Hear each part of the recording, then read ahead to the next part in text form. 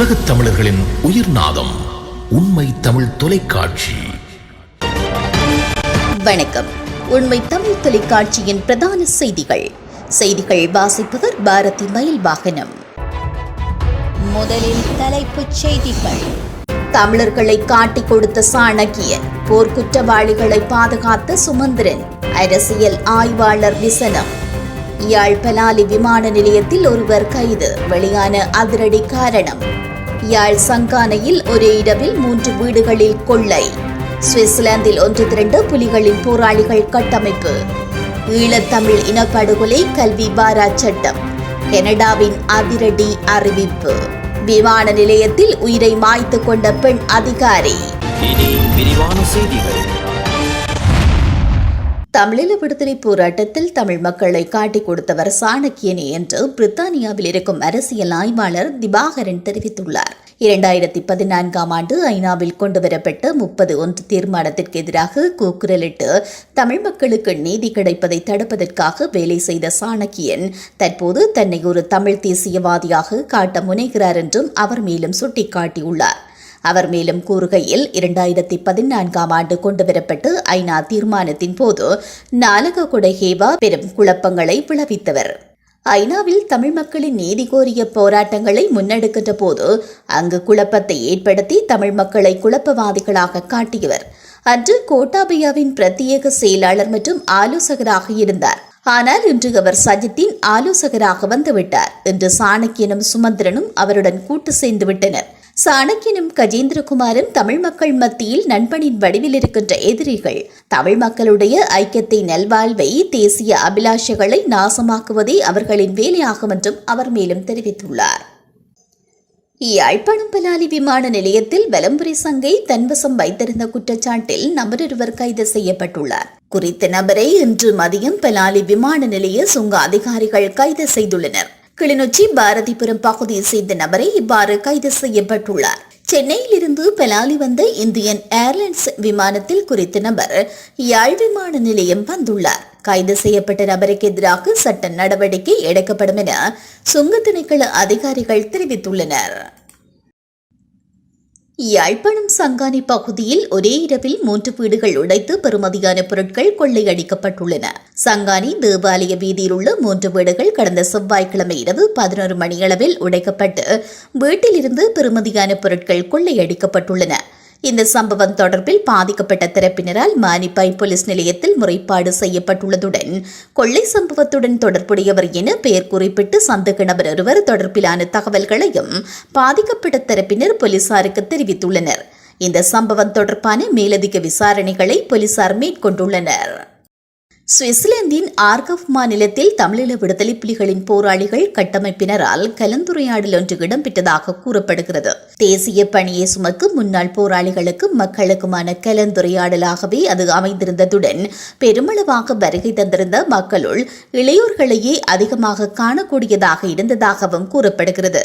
குறித்து கலந்துரையாடலுக்கு சென்றிருந்த ஒருவர் இது பற்றி கருத்து தெரிவிக்கையில், பலதரப்பட்ட மக்களது வினாக்களுக்கு முன்னாள் போராளிகள் மிக துணிவுடனும் தெளிவுடனும் பதில்களை வழங்கினர். அவர்களது அந்த தெளிவான பதில்களில் அவர்களது ஆளுமையும் தலைவரது வளர்ப்பும் தெரிந்ததாக குறிப்பிட்டார். குறித்த கலந்துரையாடலில் 3 பிரதான கோரிக்கைகள் மக்களால் வைக்கப்பட்ட விவாதங்களுக்கு எடுத்துக் கொள்ளப்பட்டதாக கூறப்படுகிறது. முதலாவதாக, தற்போது மக்களை ஏமாற்றும் விதமாக திரிவுபடுத்தப்பட்ட போலி கதைகளை கூறி பண மோசடியில் ஈடுபடுவோருக்கு எதிராக சட்ட நடவடிக்கை எடுப்பதும், போலி பண வசூலிப்பிற்கு எதிராக மக்கள் மத்தியில் விழிப்புணர்வை கொண்டு வருவதுமாக காணப்பட்டது.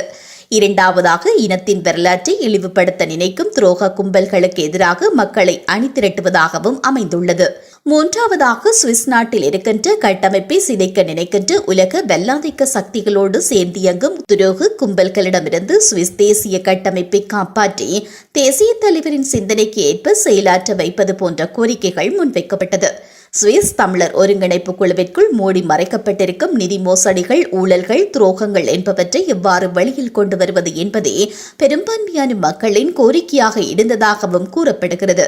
அண்மை காலமாகவே சுவிட்சர்லாந்தில் பல்வேறு குழப்பகரமான சம்பவங்கள் இடம்பெற்று வருகின்றமையும், அதனைத் தொடர்ந்து தேசியத்தின் பால் பெற்றுக்கொண்ட பலரும் குழம்பிப் போயிருக்கின்ற இந்த சூழ்நிலையில் இவ்வாறானதொரு சந்திப்பும் கலந்துரையாடலும் இடம்பெற்றிருக்கின்றமை குறிப்பிடத்தக்கது. கனடாவின் மேன்முறையீட்டு நீதிமன்றம் தமிழின படுகொலை கல்வி பாரா சட்டத்திற்கு எதிராக இலங்கையை சேர்ந்த குழுக்கள் தாக்கல் செய்த மனுவை நிராகரித்துள்ளதுடன் இனப்படுகொலை கல்வி பாரா சட்டம் கனடாவின் அரசமைப்பிற்குட்பட்டது என தெரிவித்துள்ளது.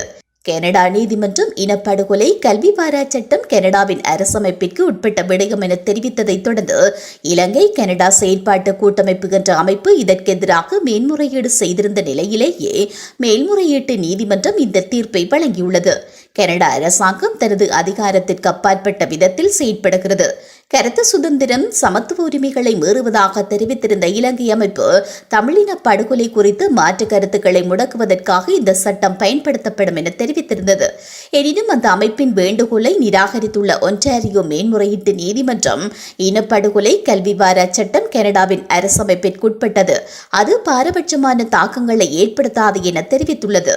இந்த சட்டம் சிங்கள பௌத்தர்களுக்கு எதிரான வெளிப்படையான இன வேறுபாட்டை கொண்டுள்ளது என திரிவேகவே சமர்ப்பித்துள்ளதை நாங்கள் நிராகரிக்கிறோம் என்று கனடாவின் மேன்முறையீட்டு நீதிமன்றம் தெரிவித்துள்ளது.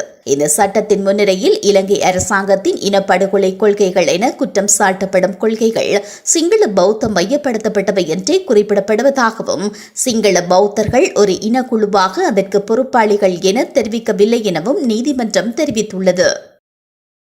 சென்னை விமான நிலையத்தில் பெண் அதிகாரியொருவர் தூக்கிட்டு உயிரை மாய்த்து கொண்ட சம்பவம் பெரும் பரபரப்பை ஏற்படுத்தியுள்ளது. மீனம்பாக்கம் விமான நிலைய ஆணையகத்தில் தொலைபேசி இணைப்பக கண்காணிப்பாளராக பணியாற்றி வந்த நிர்மலா என்ற பெண்ணொருவரே இவ்வாறு உயிரை மாய்த்துள்ளார். இவர் உள்நாட்டு முனையம் பகுதியில் உள்ள அலுவலகத்திற்கு நேற்றிரவு பணிக்கு சென்றுள்ளார். இன்று காலை மற்றொரு பெண் அதிகாரி பணிக்கு சென்ற நிலையில் நிர்மலா உயிரிழந்தமை தெரிய வந்துள்ளது. இந்த சம்பவம் தொடர்பில் போலீசார் நடத்திய முதற்கட்ட விசாரணையில் நிர்மலா மன அழுத்தத்தில் இருந்ததாகவே கூறப்படுகிறது. இந்த சம்பவம் தொடர்பாக மேலதிக விசாரணைகளை போலீசார் முன்னெடுத்துள்ளனர். மீண்டும் தலைப்புச் செய்திகள். தமிழர்களை காட்டிக் கொடுத்த சாணக்கியன், போர்க்குற்றவாளிகளை பாதுகாத்த சுமந்திரன், அரசியல் ஆய்வாளர் விசனம். யாழ் பலாலி விமான நிலையத்தில் ஒருவர் கைது, வெளியான அதிரடி காரணம். யாழ் சங்கானையில் ஒரே இரவில் 3 வீடுகளில் கொள்ளை. சுவிட்சர்லாந்தில் ஒன்று திரண்ட புலிகளின் போராளிகள் கட்டமைப்பு. ஈழத்தமிழ் இனப்படுகொலை கல்வி பாரா சட்டம். கனடாவின் அதிரடி அறிவிப்பு. விமான நிலையத்தில் உயிரை மாய்த்து கொண்ட பெண் அதிகாரி. இத்துடன் இந்த செய்திகள் நிறைவடைகின்றன. மேலதிக செய்திகளை தெரிந்து கொள்ள உண்மை தமிழ் தொலைக்காட்சியோடு இணைந்திருங்கள். வணக்கம். உலகத் தமிழர்களின் உயிர்நாதம் உண்மை தமிழ் தொலைக்காட்சி.